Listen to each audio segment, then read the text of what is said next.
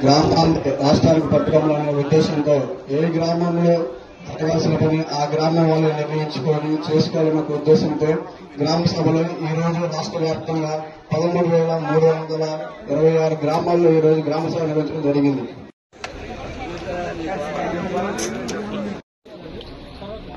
ఈ మహాత్మా గాంధీ జాతీయ గ్రామీణ ఉపాధి హామీ పథకం గ్రామ సభల్ని మనం నిర్వహించుకుంటున్నాం.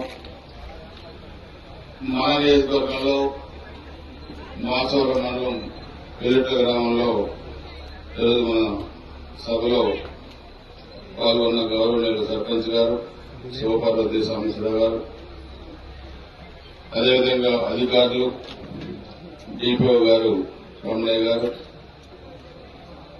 ఏడీ అగ్రికల్చర్ కృష్ణదేవరాయలు గారు, అదేవిధంగా తహసీల్దార్ గారు, ఎండీఓ గారు, పంచాయతీరాజ్ డిఈ గారు, ఇతర ప్రభుత్వ అధికారులు, పెద్దలు ధనంజయ రెడ్డి గారు, అదేవిధంగా మండల పార్టీ అధ్యక్షులు గొడుగుతి వెంకటేశ్వర గారు, అదేవిధంగా అంకారావు గారు జనసేన నియోజకవర్గ సమన్వయకర్త, శ్రీనివాస్ గారు మండల పార్టీ జనసేన అధ్యక్షులు, ఇస్రాయిల్ జనసేన పార్టీ గ్రామాధ్యక్షులు, గ్రామ తెలుగుదేశం పార్టీ నాయకులు, ఈ కార్యక్రమానికి విచ్చేసిన అందరికీ పేరు పేరున హృదయపూర్వక నమస్కారాలు. ఇది ఒక మంచి కార్యక్రమం. గ్రామీణ వ్యవస్థ స్ట్రెంథన్ కావడానికి ఈరోజు గ్రామాల్లో మనకున్న పనులన్నీ కూడా చేసుకోవడం, ఉపాధి చూపించే దాంట్లో అంటే పనులు లేకుండా వ్యక్తులకి ఉపాధి చూపించడం, ఆ పనుల ద్వారా మన గ్రామ సమస్యలను కూడా పరిష్కారం చేసుకోవడం, అంటే ఒక ఆస్తిని మనం ఏర్పరచుకోవడం, ఇవన్నీ కూడా మన దీంట్లో ఈ కార్యక్రమంలో చేసుకుంటూ ఉన్నాం. గతంలో కూడా మనం చూసాం. 14-19 మధ్య తెలుగుదేశం పార్టీ అధికారంలో ఉన్నప్పుడు, చంద్రబాబు నాయుడు గారు ముఖ్యమంత్రిగా ఉన్నప్పుడు ఈ కార్యక్రమాలు చాలా బాగా జరిగినాయి. గత 5 సంవత్సరాలు మనం చూస్తే గ్రామీణ వ్యవస్థ అంతా కూడా నిర్వీర్యం అయిపోయింది. కొత్త సిస్టమ్ తీసుకొచ్చారు. గ్రామాల్లో సర్పంచ్ వ్యవస్థను నిర్వీర్యం చేశారు. గ్రామాల్లో ఏ నాయకుడికి కానీ ఎక్కడ కూడా కనీసం అధికారాలు కూడా లేకుండా చేశారు గత ప్రభుత్వం. ముఖ్యంగా గ్రామ పంచాయతీ సర్పంచ్,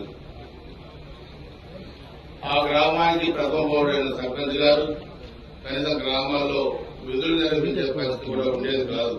గత 5 సంవత్సరాల్లో చాలా వేల మంది గ్రామ పంచాయతీ సర్పంచులు రోడ్లపై వచ్చి నిరసన వ్యక్తం చేశారు, భిక్షాటన చేశారు. వాళ్ళకి కేటాయించిన నిధులు కూడా దారి మళ్లించి ఆ వ్యవస్థలను కూడా నిర్వీర్యం చేసింది గత ప్రభుత్వం.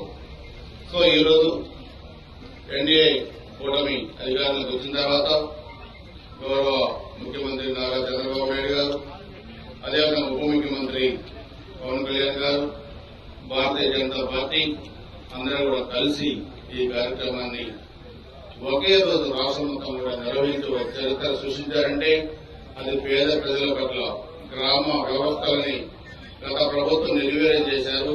ఈ ప్రభుత్వం దాన్ని స్ట్రెంథన్ బలోపేతం చేయడానికి తీసుకున్న చర్యల్లో భాగంగా ఈరోజు రాష్ట్రం మొత్తం కూడా ఒకేసారి గ్రామ సభ నిర్వహించడం చెప్పి కూడా మీకు తెలియజేస్తా ఉన్నాను.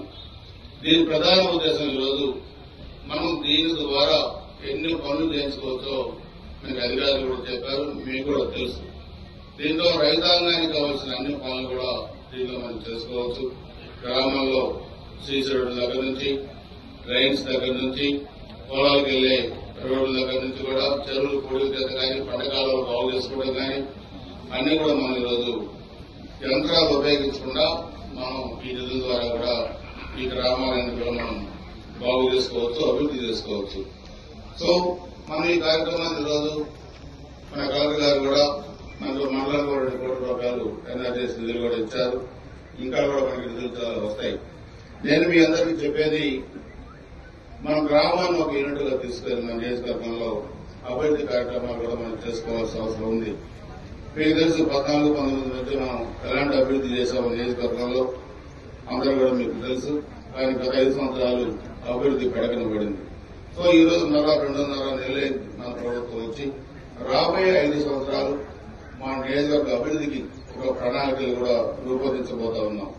దానికి గ్రామాల్లో మౌలిక సదుపాయాలు ఏ విధంగా ఏర్పరచాలి, ఫండ్స్ ఏ విధంగా తీసుకురావాలి, ఆ గ్రామాల్లో సమస్యలను గుర్తించి దాన్ని పరిష్కారం చేయడానికి కావాల్సిన నిధులు మనం తీసుకురాబోతున్నాం. అందుకే ఇంకా అధికారులందరూ కూడా కొంతమంది ట్రాన్స్ఫర్స్ ఇప్పుడే అవుతా ఉన్నాయి.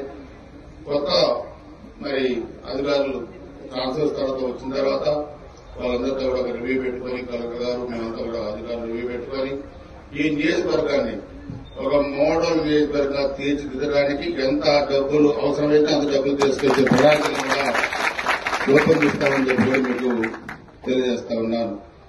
ముఖ్యంగా ఈరోజు మన గ్రామంలో కూడా చూస్తే స్కూల్ కాంపౌండ్ వాళ్ళు, అదేవిధంగా అడిషనల్ క్లాస్ రూమ్స్ ఇది కూడా చెప్పారు.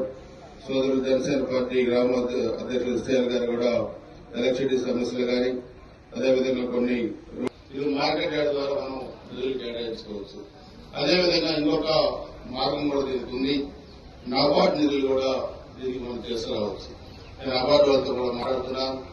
మొత్తం మన దీంట్లో ఎన్ని నిధులు అవసరమైతే అన్ని నిధులు కూడా దీంట్లో తీసుకురావాలి.